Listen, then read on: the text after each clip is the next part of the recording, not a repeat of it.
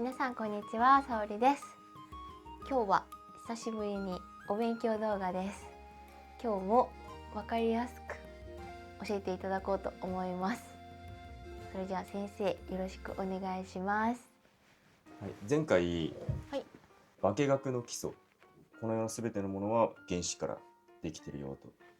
で、窒素と畑の pH と、あとイオン化について勉強したんだけど、はい、今回は植生学、植物生理学っていうんだけど、それの基礎、植生学といってもほとんど生物です。で、その上でリン酸と糖ですね、次は。一生懸命光合成することによって糖を作り出す。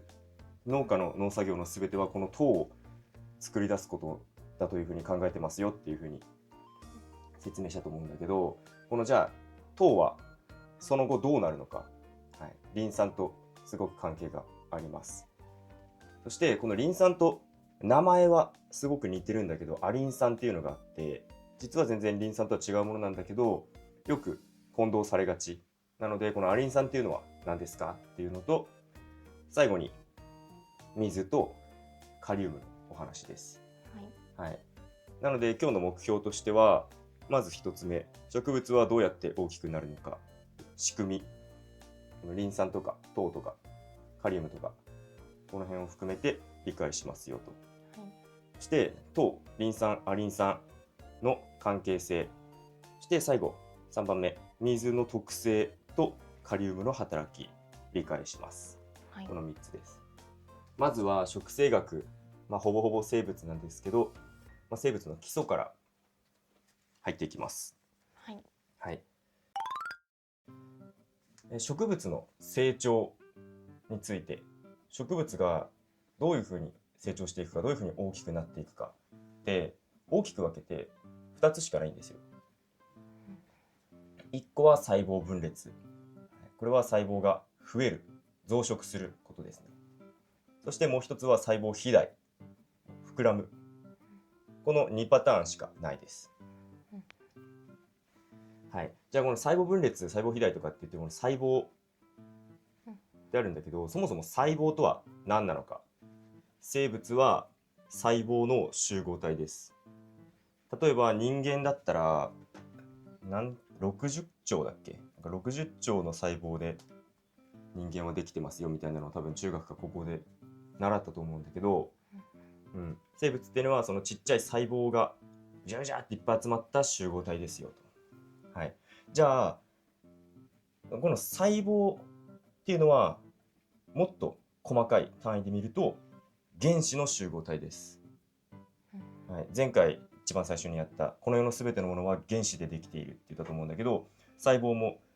例外ではなく原子の集合体です。はい。具体的にはこの炭素、この C の周りにいろんなものがってくっついてるんだけど、いろんなものがくっついた炭素がいっぱい集まって細胞を作って、細胞がいっぱい集まって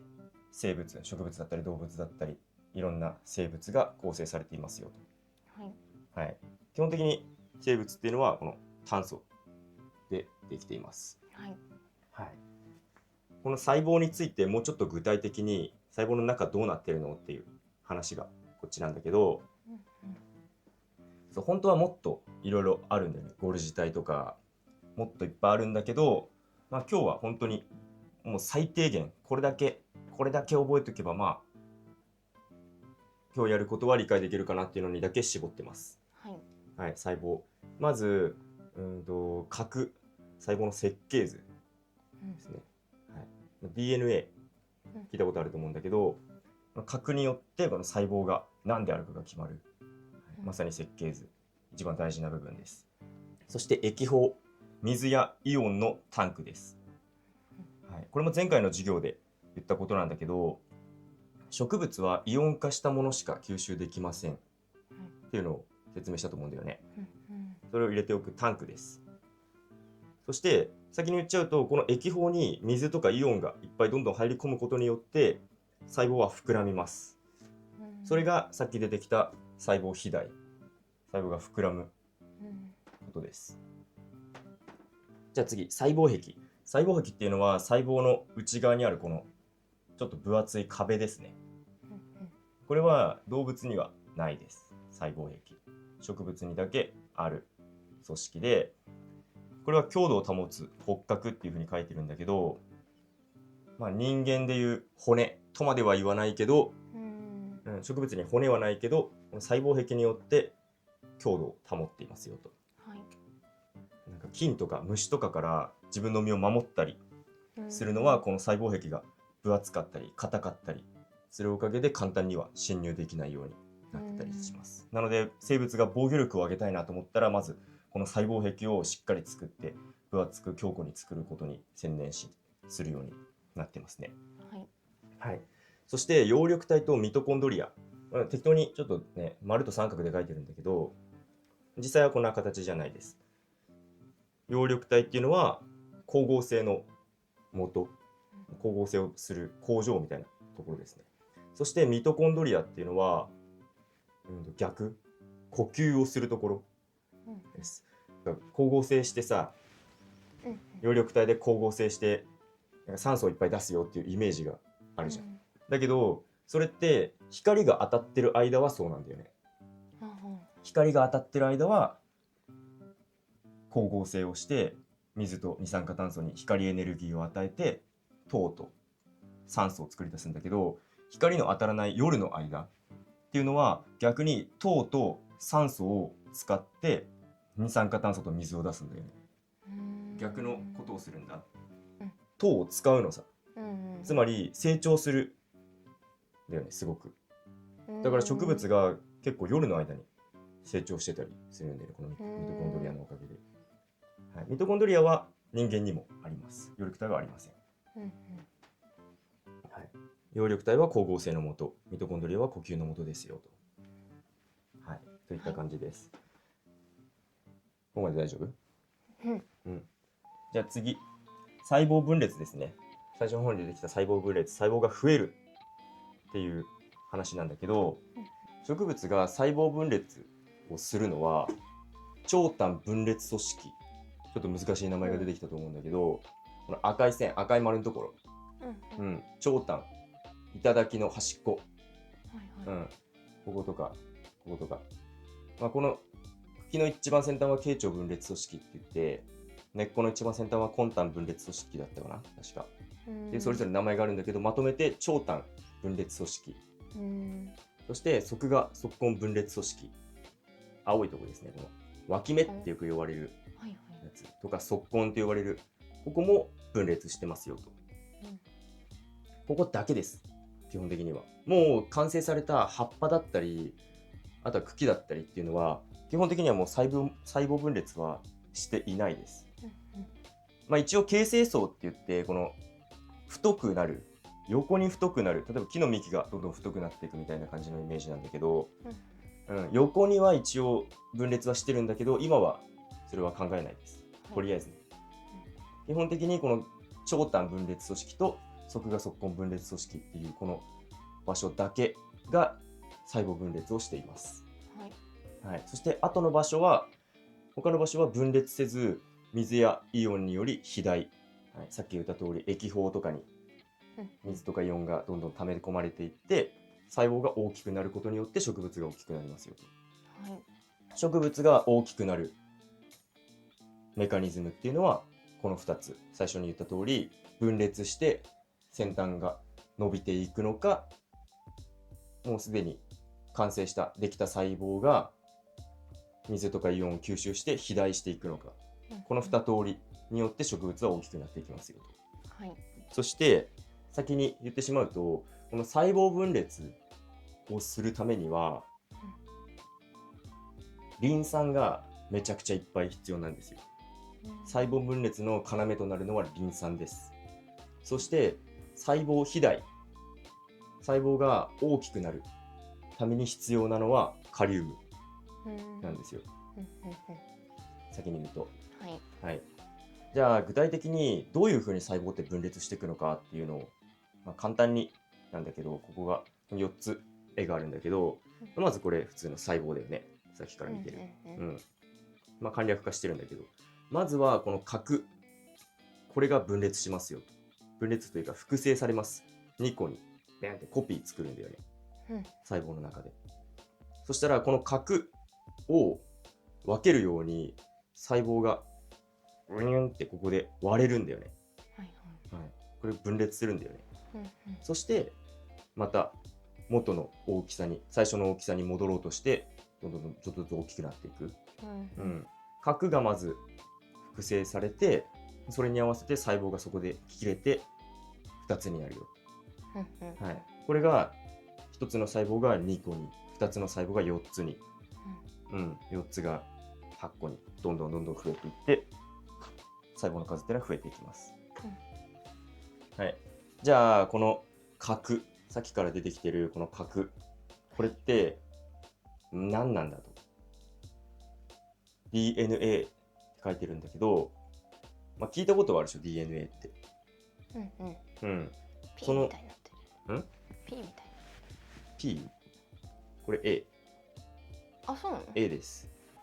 ちょっと書き方が違うかもしれないけど、短縮して書いちゃうんだよね、A のってこうやって。もう大丈夫か。これ全部 A。今までできてるやつ。DNA っていうのは、その生物だったり細胞だったりっていうのが何なのか、誰なのかっていうのが書いてある、説明書というか、設計図というか、そんなものです。具体的に言うと DNA っていうのは塩基と糖とリン酸でできてるんだけど、この塩基っていうのがもうその DNA の本質です。塩基配列って聞いたことない？わかんないです。この ATCG っていうこの二重らせん構造の中にあるこの塩基 ATCG のこの配列によってそれが何の生物であるかが決まるんだよね。これのアルファベットが違ったら、場所が違ったらもう全然違うタンパク質っていうか全然違う DNA になるんだよね。全然違う生物だったり全然違う細胞になるんだ。その生物が何であるかを決める設計図ですよ。塩基のこの配列によって決まりますよ。そしてこの塩基の配列、この3対あるこいつらはそのままじゃ形を維持できないから、この二重らせんの骨格によって形を維持してるんだよね。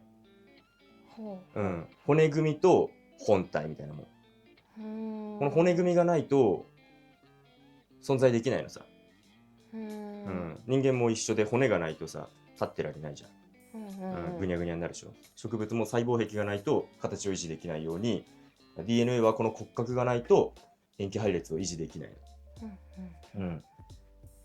そしてこの骨格っていうのが糖とリン酸がもう延々に結合した状態のものなんだよね。糖リン酸ってずっとくっついたものがずっと続いて二重らせん構造の骨格を作ってるのさ。ここで出てくる糖はグルコースの糖ではなくデオキシリボソースっていう形なんだけど、それは別に覚えなくていいです。ただ糖の中でも聞きなじみのある甘いイメージの糖もあれば、こういう骨格を作るために使われる糖の形っていうのもあって、 DNA の場合はデオキシリボソースっていう糖なんだけど、それはいいわ。糖は糖なので、糖とリン酸が延々にずーっとくっつき続けているものがこの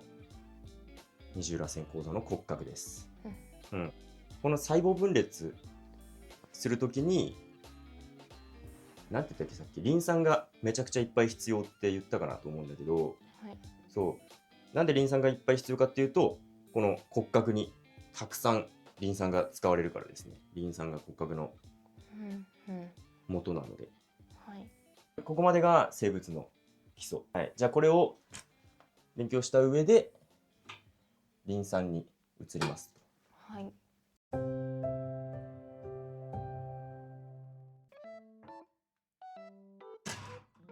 早速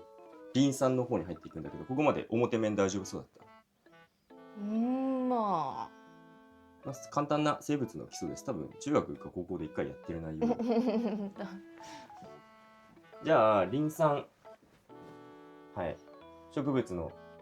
重大要素の中の一つリン酸なんだけど、リン単体では、存在できないんですよ、基本的に。なので水素とか酸素とかとくっついてリン酸っていう形で畑に供給されて植物に吸収されるんだけど、リン酸にも形が2種類あって、1個は H2PO4- っていう形、そして HPO42-、マイナスの電荷が2個ある状態が1個しかない状態なんだけど、基本的に畑に存在しているのはこっちです。何が違うかっていうと、このリン酸が置かれる環境が酸性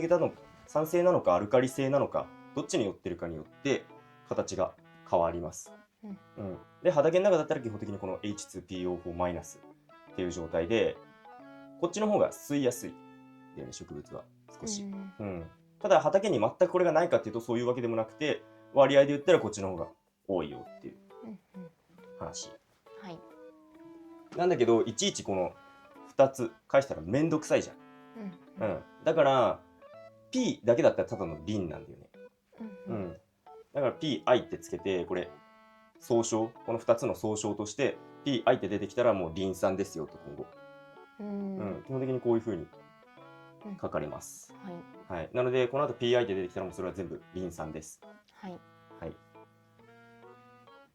じゃあ中に入っていくんだけど、前回やったこの糖化学反応式を、左辺と右辺の原子の数を合わせてやったと思うんだけど、この糖が作り出された後、じゃあそれどうなるのと。前回やった範囲内だと糖光合成をして糖が作り出されますよと、葉っぱで。そして、葉っぱが光合成して糖を作り続けるのを助けるために防除をして、葉っぱとか茎を病気から守って、そして最後は収穫、そのできた糖を回収しますよと。なので農家の作業は全部この糖を作り出すためにやっていると思ってうちはやっていますっていうふうに言ったと思うんだけど、そこまでだったよね。実際に糖作り出された後、じゃあ細かくどうなっていくかっていう話なんだけど、分解される過程で ATP を生成する。またわけのわかんない単語が出てきたと思うんだけど、一旦まずは分解されます。糖っていうのは作り出された後分解されて、最終的に水と二酸化炭素になります。CO2 と H2O になるんだけど、すっごい長い過程を経て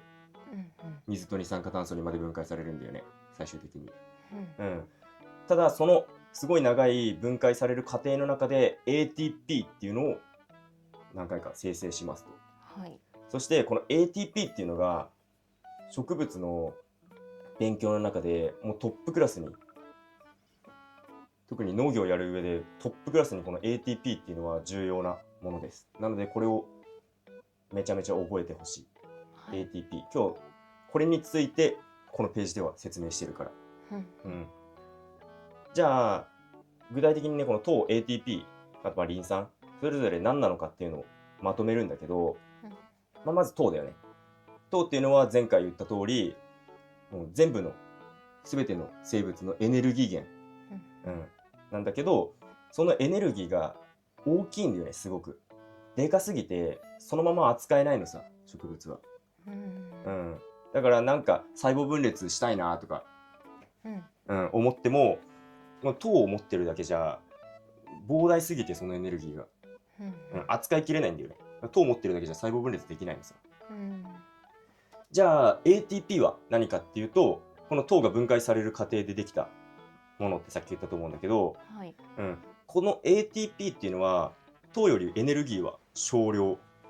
少ないだけど植物が直接扱える。だから細胞分裂したいなとか、なんか水運びたいなとか、何でも何かしたいと思った時にこの ATP っていうのを使います。ATP の元は糖なんだけど、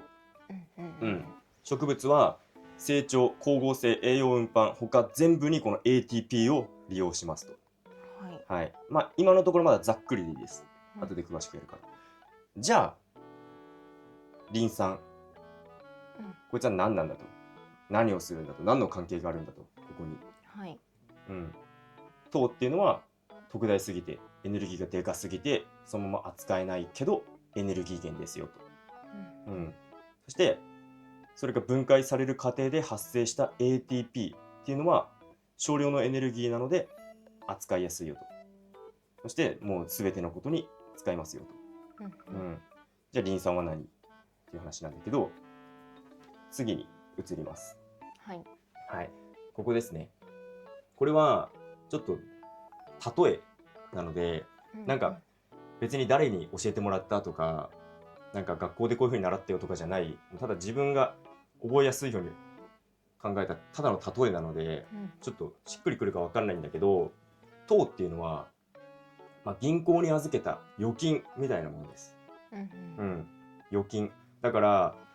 1000万円とか銀行に、預けましたよと。でも植物がさ、道散歩しててさ、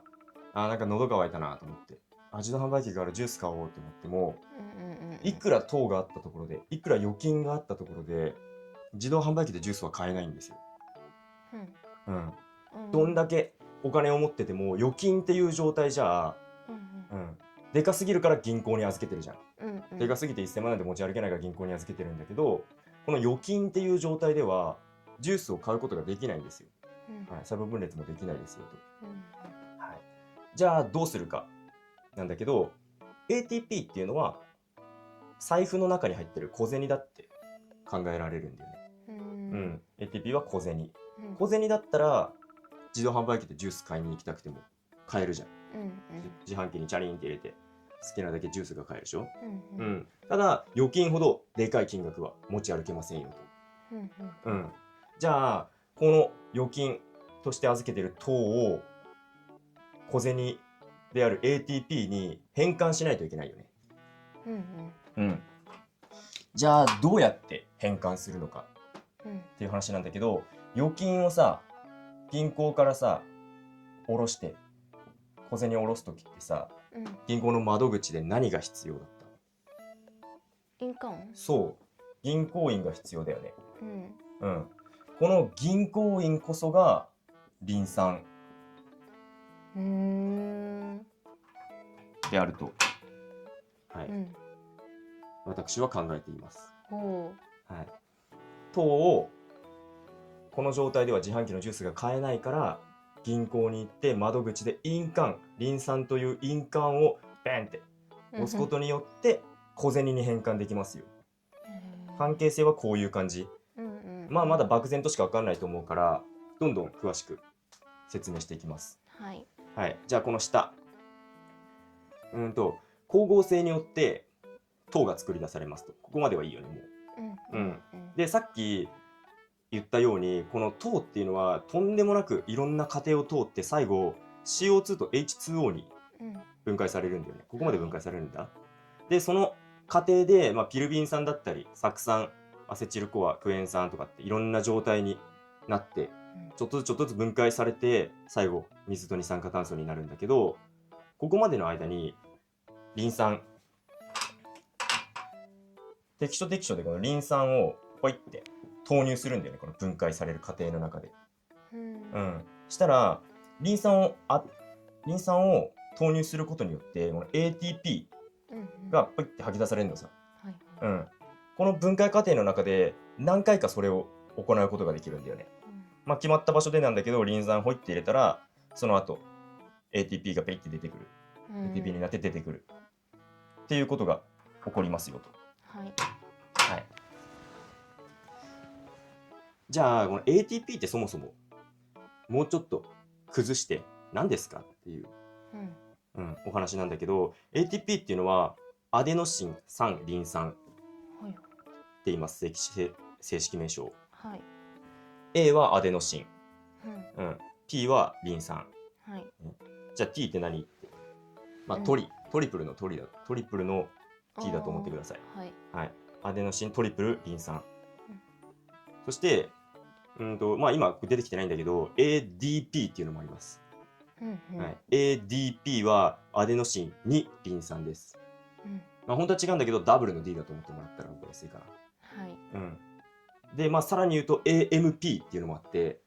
それはもうアデノシンリン酸1リン酸ですね。アデノシン、これはね別に覚えなくていい。ただこれも骨格、うんこのリン酸が3つ結合しているものの骨格、骨組みです。細胞壁みたいなもん。だけど別にそんなに重要じゃないので、これはとりあえず今はいいです。はいはい。アデノシンっていう骨格にリン酸が3つ結合したものがくっついてますよと。三リン酸。うん。そして、この結合、ここの部分がめちゃめちゃ大事なんだよね。うんうん。この結合って、高エネルギーリン酸結合って言うんだけど、はいはい、高エネルギーって書いてあるように、ここにめちゃめちゃエネルギーが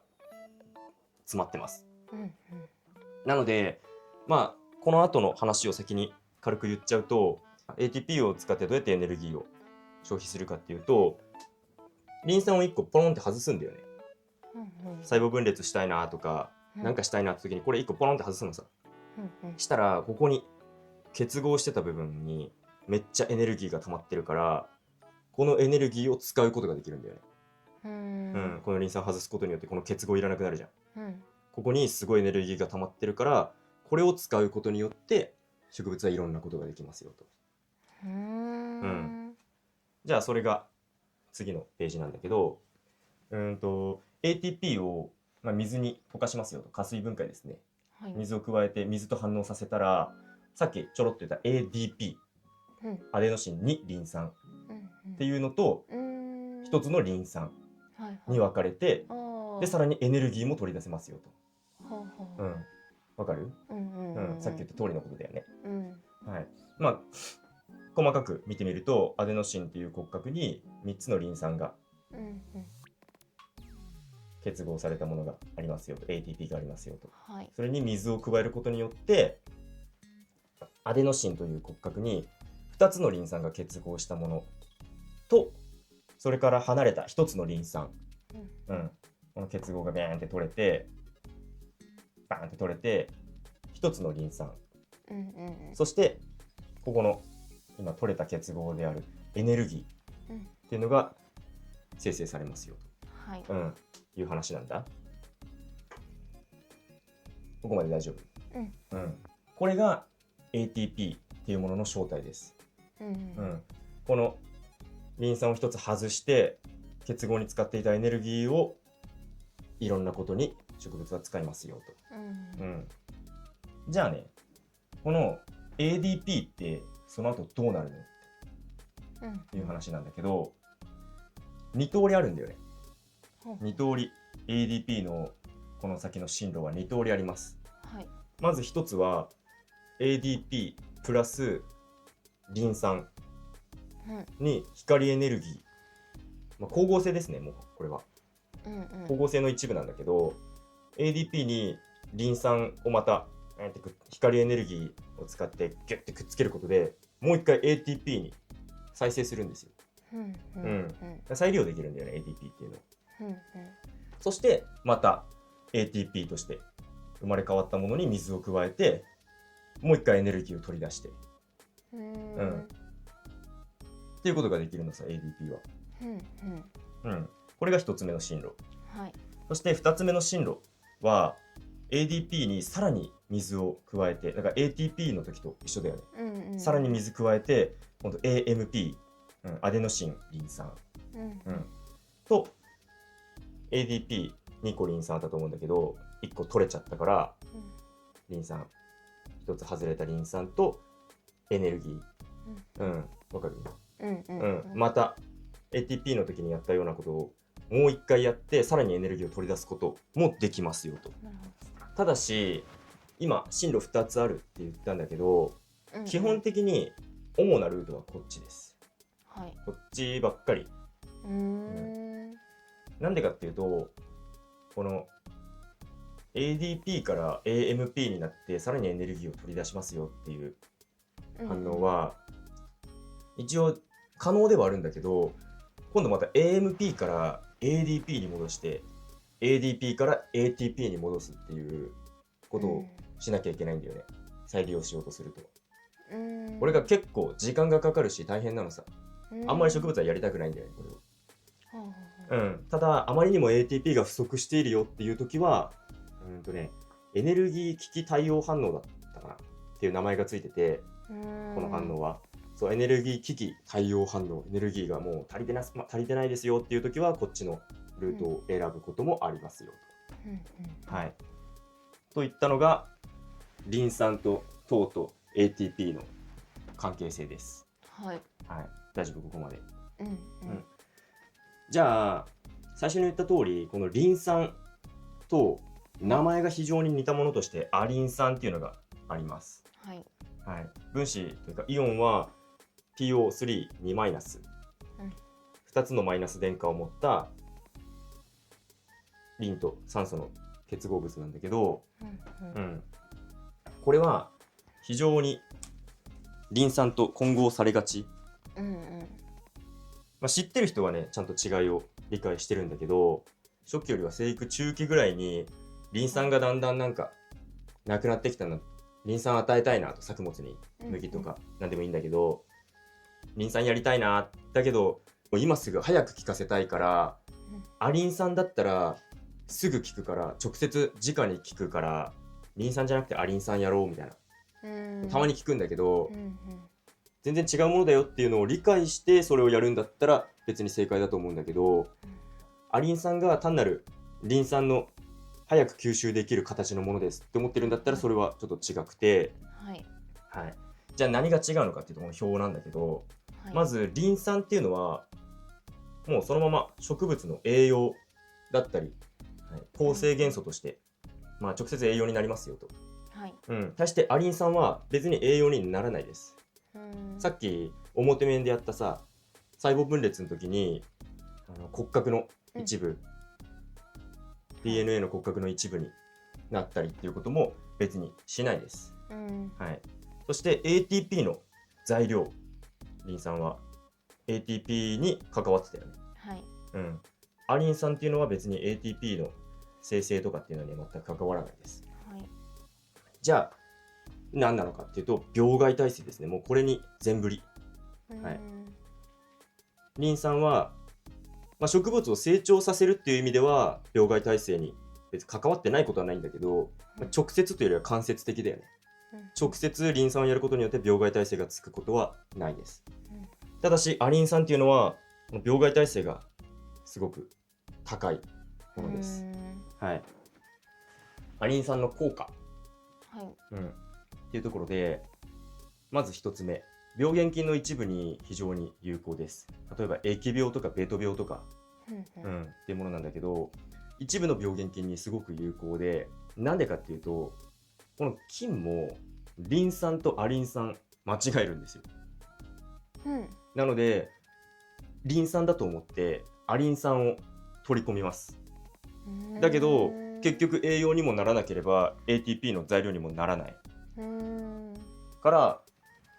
代謝が崩れるんだよね。で思うように動けなくなって代謝を一部菌の代謝を阻害させますと。そして2番目、ファイトアレキシン生成。ファイトアレキシンって何ですかっていう話なんだけど、もうなんか名前にファイトってある通りこれ戦う物質、抗生物質ですね。そもそもアリン酸って植物にとって、どっちかっていうとストレスなんだよね。嫌なものなんだよね。だから先に病気とかになる前に先にこのアリン酸を植物にファーってかけることによって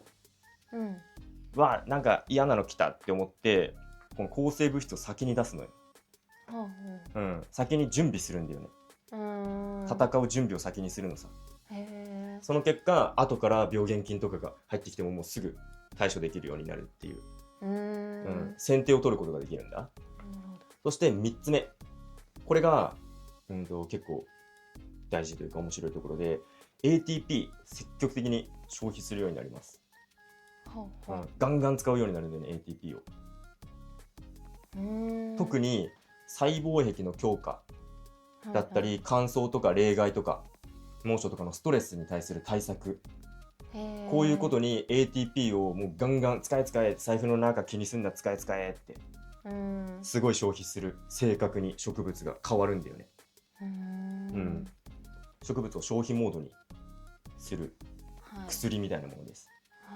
こういう効果があります。あんまりアリン酸って一応農薬ではないからこういうことって書かれないんだよね。その病気に効くよとか、ファイトアレキシン先生はよく書かれてるんだけど、具体的にこういうのに効きますとか、こういう病気になりませんとか、防衛しますよとかっていうのは書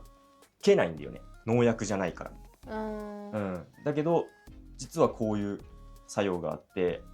ただし植物にとっては間違いなくストレスになるものなんだ。だから使用のタイミングっていうのは結構重要。ちゃんと考えて使わないと意味がなかったり、逆に生育悪くなったりっていうのはあります。じゃあどういう状況の時に使った方がいいのかっていうと、もう環境ストレスの前ですね。冷害だったり猛暑だったり干ばつだったり、そういう環境的な何か大きいストレスがかかるよっていうのが分かりきっているタイミング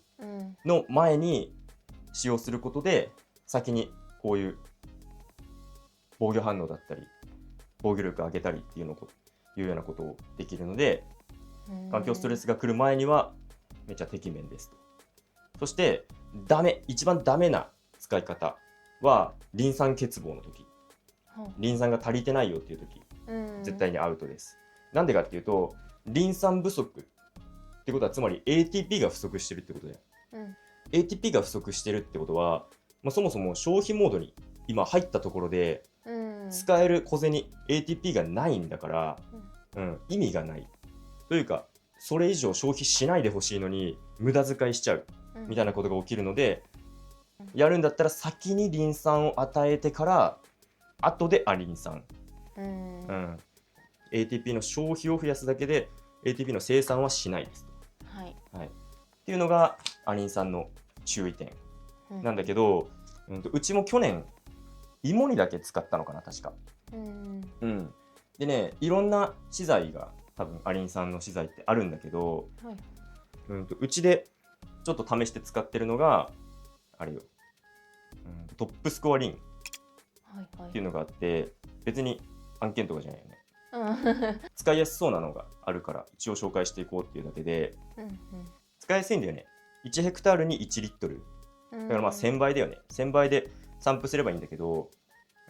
アリン酸が 28%、カリウムが確か 13% だったかな。あとマグネシウムも少し入ってて、相乗効果が結構見込めるのかな。もし興味あったら使ってみてほしい。別に案件とかじゃなんでもなんでもないけど、おすすめです。そう、概要欄に貼っときます。じゃあここまでがリン酸とアリン酸のお話でした。でここからカリウムに入っていくんだけど、表面と裏面全部使って書くとこがないので一回こう書き直すので、一時休憩。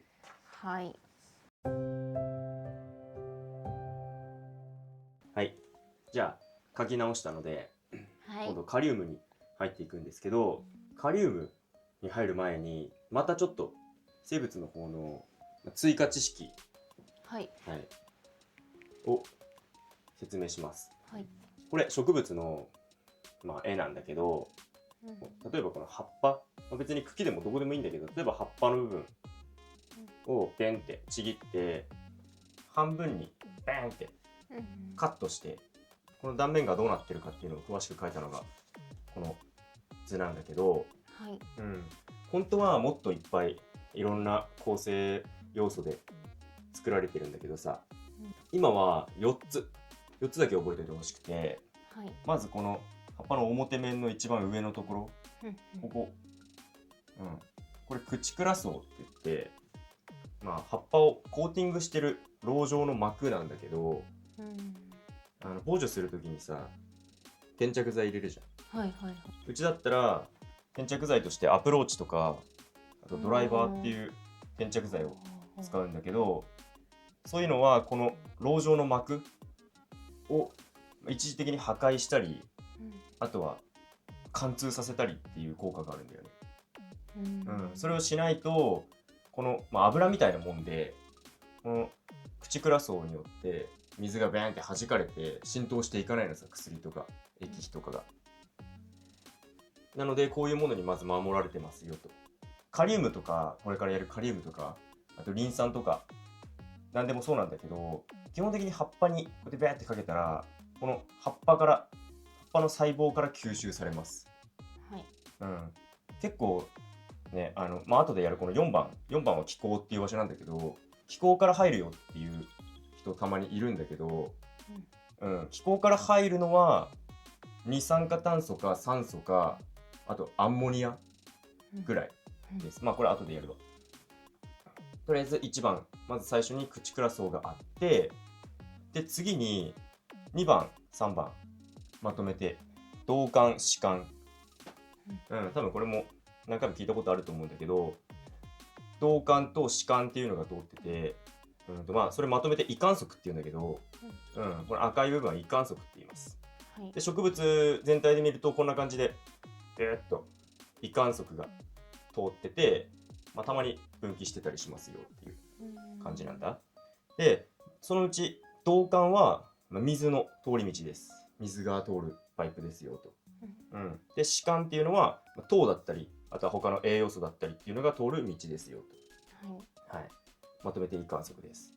でさっきもう先に出しちゃったんだけど、4番の気孔、これは空気のドアです。空気って言っても、植物が吸い込むのは、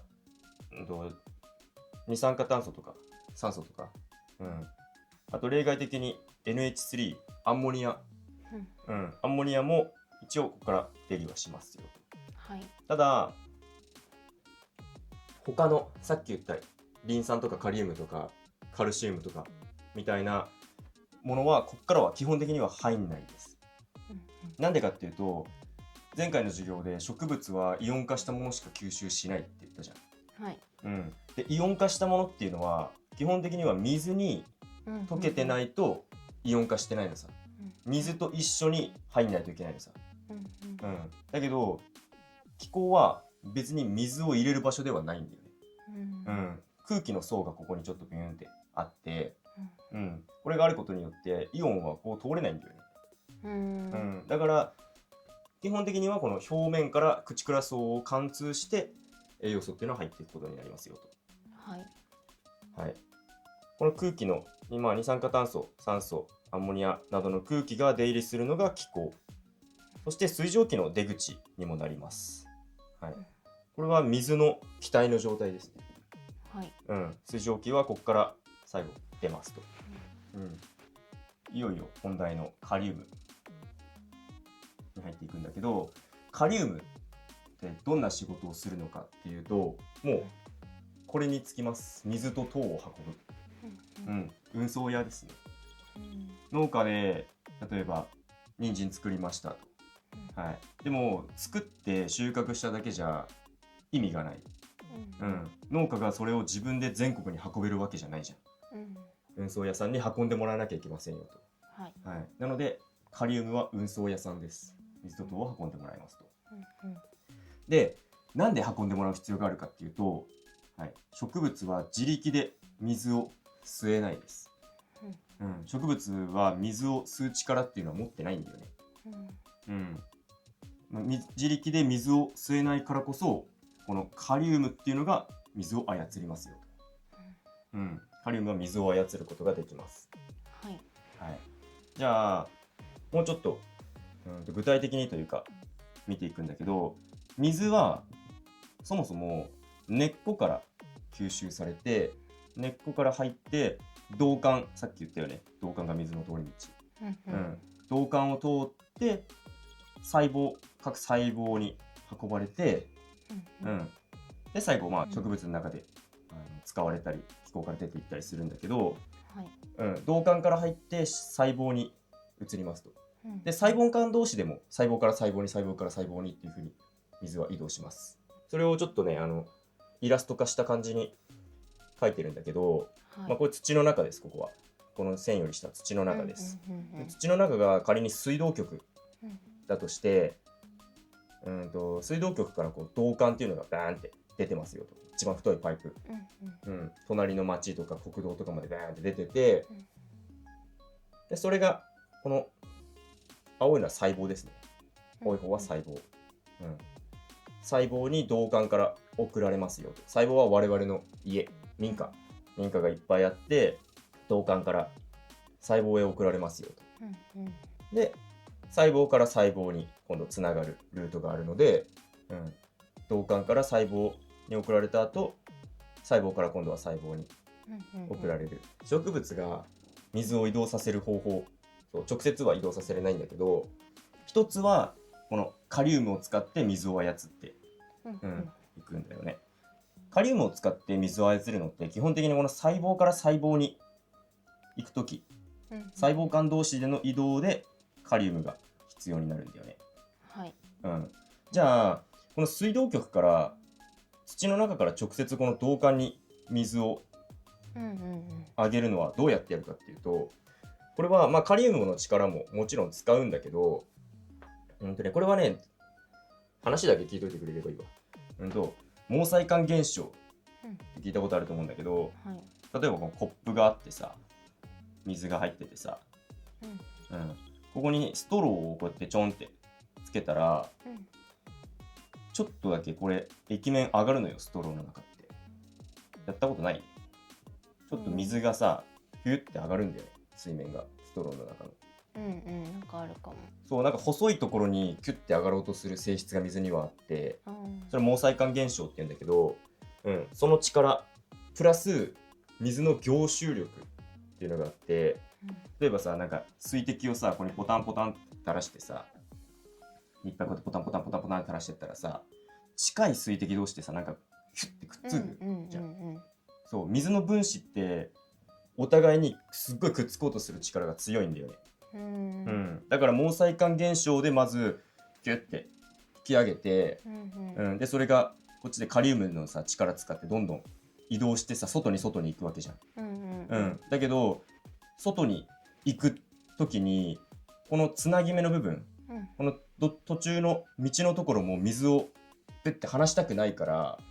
凝集力でギュッて集まろうとして下を引っ張るんだよね。その力で土から水を上げて、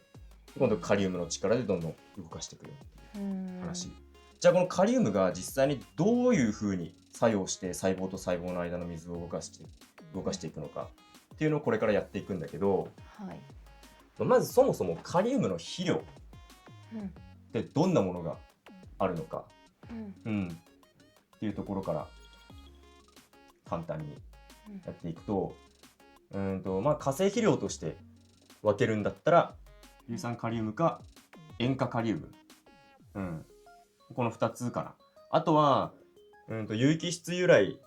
のカリウム、例えば草とか木とかを燃やしてその灰からカリウムを与えるみたいな、その昔は結構やってたらしいんだけど、有機質から取るカリウム、牛糞とか鶏糞とかも有機物由来のカリウム。有機物っていうともう範囲広すぎて、どれですって言えないから、とりあえず化成肥料で、考えるんだけど、硫酸カリウムと塩化カリウムっていうのがあって、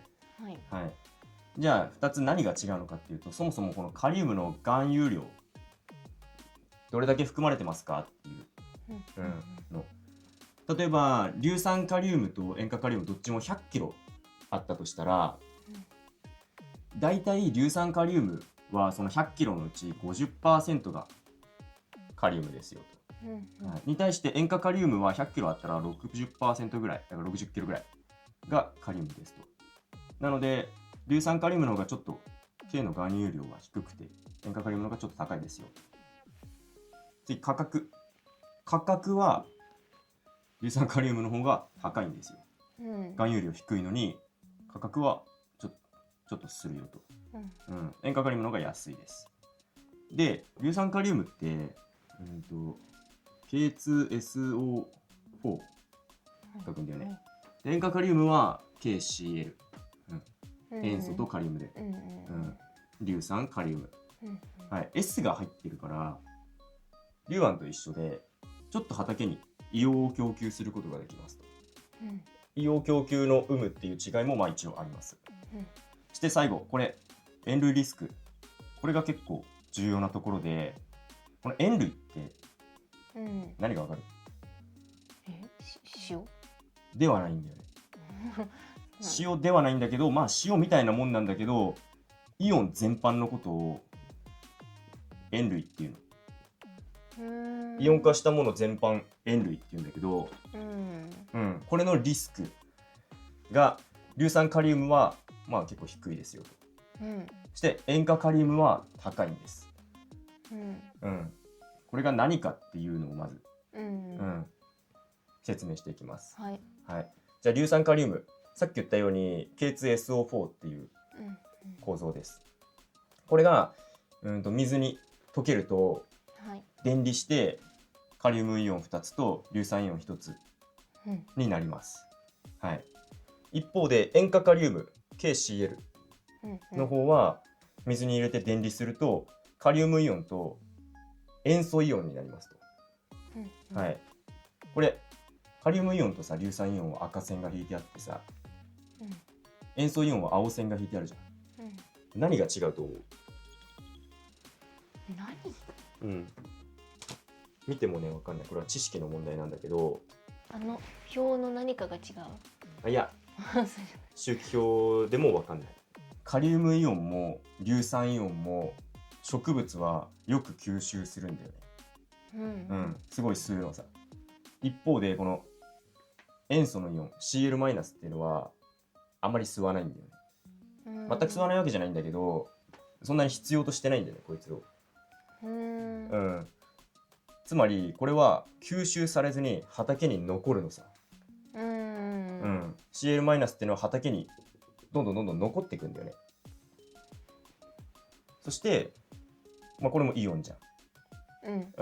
こういうイオン、植物が吸わないイオンが畑にどんどん蓄積されちゃうよっていうことを塩類リスクっていう。なるほど。塩化カリウムは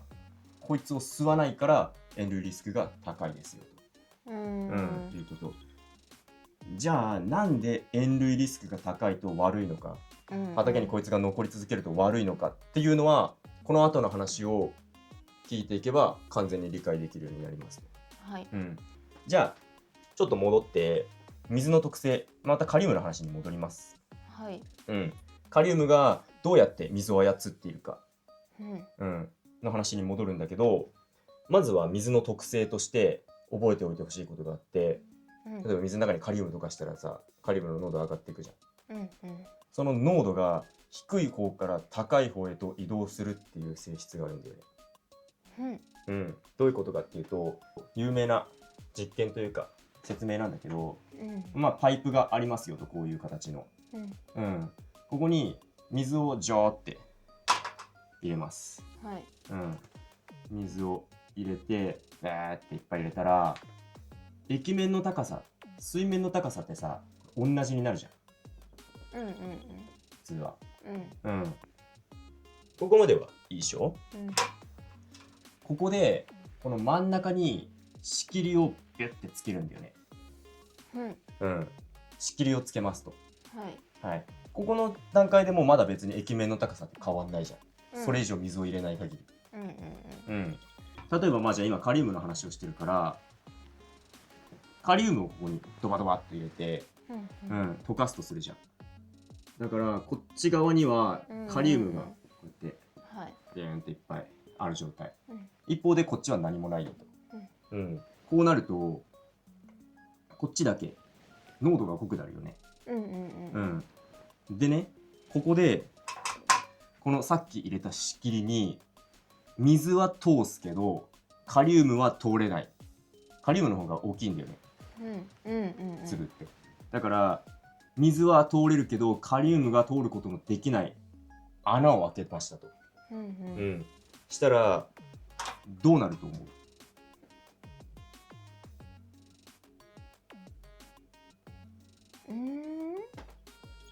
混ざるもんな。カリウムはこっちには行けないの。カリウムがこっちに行くことはできないの。これこっち側の水がこっちにって流れて、この濃度を薄めようとするの。っていうか均一にしようとするんだよね。こっち側、右側の濃度と左側の濃度を均等にしようとするのさ。その結果こっちの水が減ってこっち側の水が増えるんだよね。っていうことが起きるのさ。つまりは水っていうのは濃度の低い方から高い方へ移動する、性質を持つんだよね。浸透圧って言うんだけど、こういう性質が水にはありますよ。そして植物はその水の性質とカリウムをうまいこと利用してるんだよね。さっきさカリウム使って水移動させるのは基本的には細胞間の移動ですよって言ったんだけど、それが次の話。これさっき中に核とか細胞壁とかさ、なんか液胞とかいっぱいあったけど、今全部省略してるんだけどさ、細胞です。細胞の中にカリウムイオンがこうやって存在してるんだけど、このカリウムイオンを細胞は次の隣の細胞に移すんだよね。動かすんだよね。したらさ、次の細胞のカリウムイオンの濃度がすごく濃くなっていくじゃん。したらこれにつられてこの細胞の中にあった水っていうのも濃度を薄めようとして移動していくのさ。で今度この次カリウムイオンがまたこっちにビューンっていったら水もまたこっちに移っていくよって、こういうサイクルを延々と繰り返して細胞間で水を移動させてるんだよね。そもそもこのカリウムイオンをさ、どうやって動かしてんのっていう話。別にカリウムに意志があってさ、あっち全然ないじゃん、あっち行こうぜみたいな感じじゃないじゃん。カリウムなんてさ生きてないしさ。じゃあどうやってこのカリウムイオンを動かすかっていう話なんだけど、それが次のページですね。この細胞をちょっと大きくしてこの細胞壁だけ書いてます。細胞壁ちょっと大事なんで細胞壁だけ書いたやつ。そもそもこの細胞の中身ってマイナスの電気を帯びた空間なんだよね、細胞の中全体が。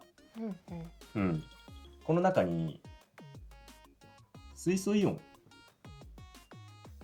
もあるんだ。1プラス水素イオンってさ前やったじゃん。プラスの陽子1つの周りにマイナスの電子1つだけあるんだけど、こいつがポロンってなくなっちゃって、プラスの電気だけになったやつ、だからプラスの電気1個多いから1プラス、前回やったと思うんだけど、こいつがいるのさ細胞の中って。もともとマイナスな空間ではあるんだけど、一応このプラスの電気を持った水素イオンっていうのもいるんだよね。このプラスの電気を持った水素イオンたちを細胞壁の外側にバーンって追い出すんだよね。これは ATP を使うの。ATP を使って水素イオンを細胞壁の外側にバーンって追い出してやるんだよね。そしたらさ、もともとマイナスの空間だったところからこのプラスの電気持ったやつなくなったことでさらにマイナスになるじゃん、この中って。うえーってすっげえマイナスになって、だけど水素イオンはもう外側に追い出されちゃってますよと。外側に追い出されちゃってるから余計にマイナスの空間になりましたと。すごい強いマイナスっていうのはよりプラスを引き寄せるんだよね。プラスって何がありましたかっていうとカリウムイオン、プラスじゃん。だから外からカリウムイオンがビューンって入ってくるのさ。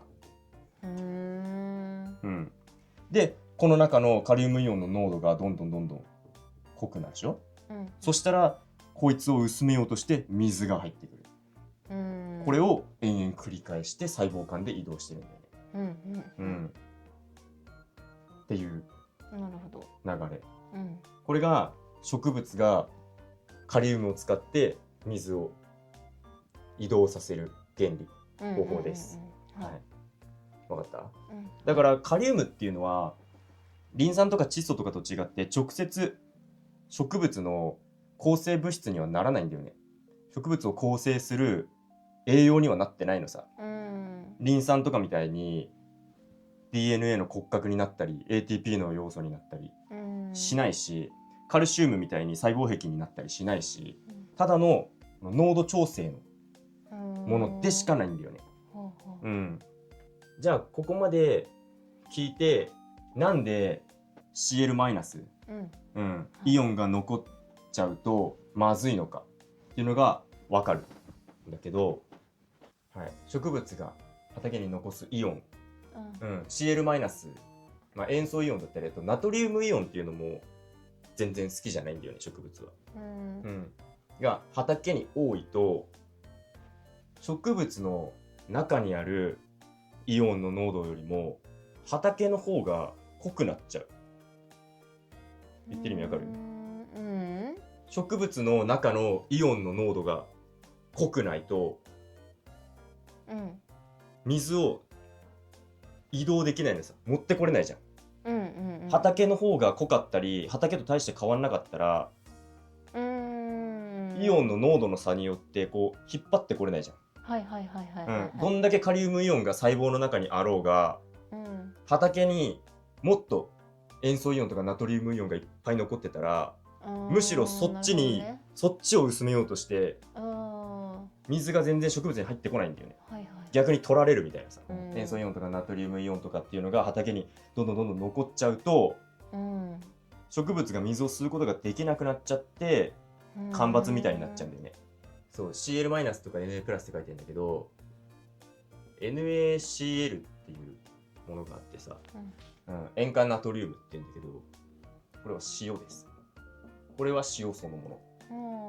もう最悪、植物にとってどっちも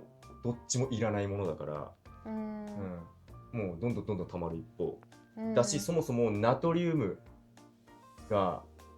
植物にとっては、毒素の働きをするんだよね。毒なんだよね。だから雑草対策とかってさ、雑草対策っていうか、なんていうんだろう、庭とかに塩まいたら雑草生えなくなるよみたいな裏技があるんだけど、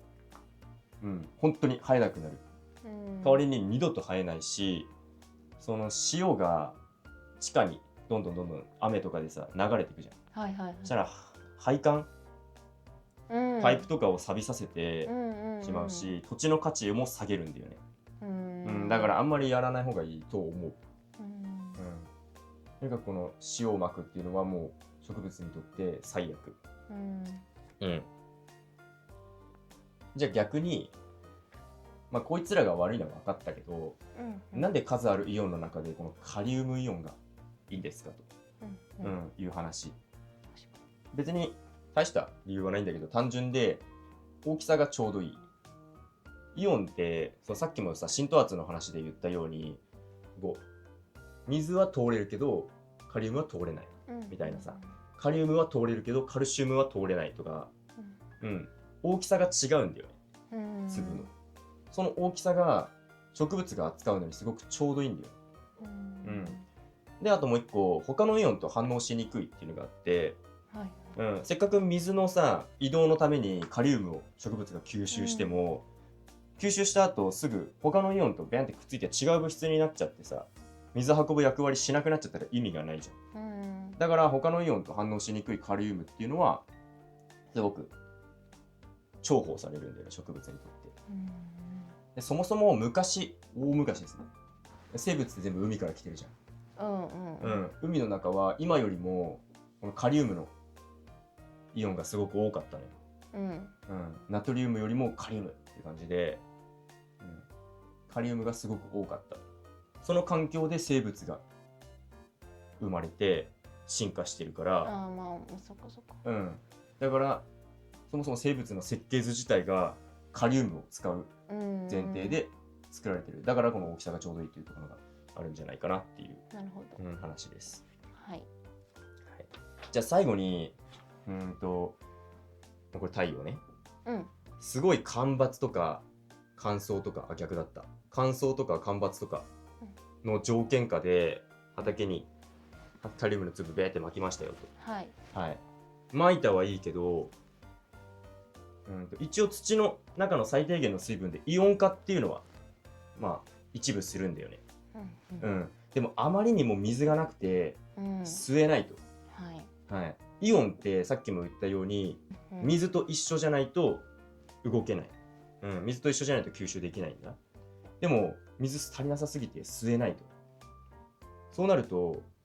カリウムせっかく与えたのに畑のイオン濃度が確かに。上がるだけと、うん。はい、になってしまって、もうどんどんさらに吸えない状態になっちゃう、なんか悪循環みたいなことにうん。なるんじゃないかって、うん。実際にこれは可能性として言われてることらしいんだよね。うん。全然それはありえるよって言われてるんだけど、まあ、じゃあどうすればいいかっていうと、一応1個として葉面散布だったら、葉っぱから朽ちクラスを貫通して直接歯間に入って、